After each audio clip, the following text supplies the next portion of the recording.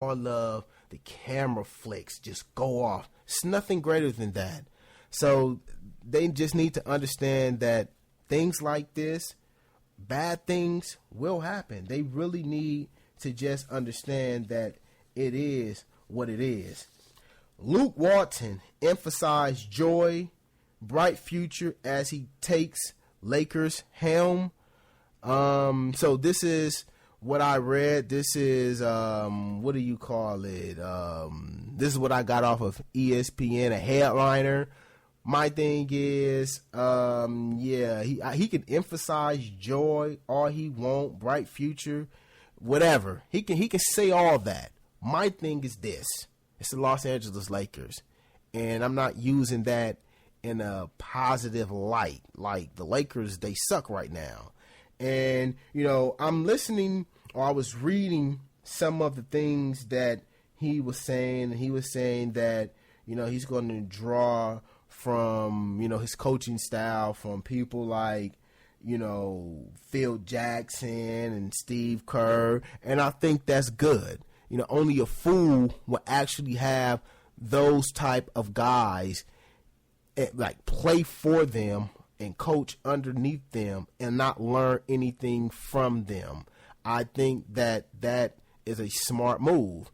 I mean, I'm in the sports business, or at least trying to get my foot wet in it.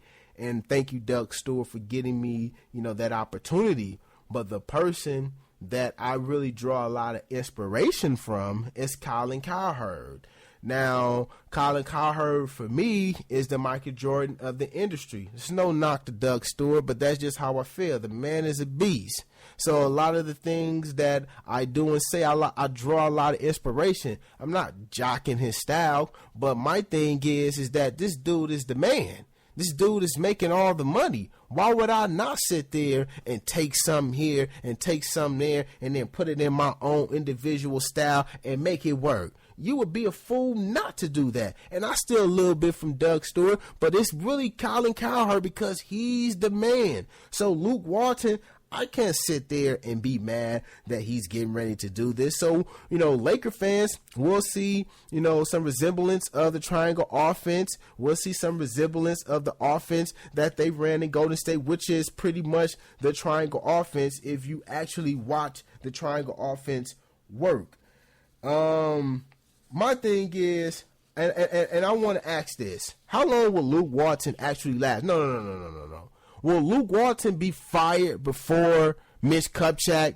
Because Mitch Kupchak, I'm just tired of him. I don't care what nobody say. He don't know nothing about basketball. I don't care what you say. You can't sell me on no Mitch Kupchak. How long will he actually be there? Will he get fired before Mitch? I don't know. I'm going to be honest with you. I don't know that. Because I'm tired of seeing Mitch Kupchak. I am. I'm tired of seeing him. I'm tired of him saying the same thing. I hate his cockiness. I'm not a fan of Mitch Kupchak.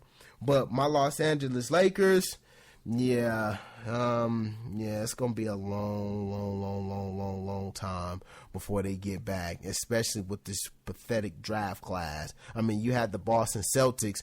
They tried to get rid of their number 3 pick, and then you had no teams out there wanted the pick. They're like, no, we don't want a rookie. We want a veteran. And I can't blame Danny Ainge for that. No, we don't want that, man. We want this guy. We want a veteran. We want somebody that's already established. I can't be mad at Danny Ainge for feeling that way, even though I don't want the Boston Celtics to get absolutely nothing because I have so much disdain for the Boston Celtics. Now, before I go, I want to touch on just, several more things. Retired Peyton Manning excited about having a free fall for the first time in 22 years. Now, I was reading this on the internet. Not one time did any of the reporters ask him about the situation that happened when he was young at Tennessee. They ain't asked that. And these are the things that we in the African American community get so pissed off about. We get mad when things like this happens because, trust and believe me, if it was a black athlete, trust and believe me, they would be on his behind, but they didn't do that with Peyton Manning, and I find it to really, really be a shame. Now, before I go, Oprah has a new show. I think it's called Greenleaf. I was watching the show. Surprisingly, it was actually pretty decent. You know, this is about a family, and, you know, they are in the Christian world, and it looks like, from what I'm seeing, that, you know, there's some slime balls. They're all about that money, and coming from the church and watching this movie, I'm like, yeah, that's the truth. I remember my mama told me when I was, you know, going to this one particular church, my mama said, no, I wasn't going there as a member. I was just going there. I was going through some times, and, you know, I needed to, you know, a little help, you know.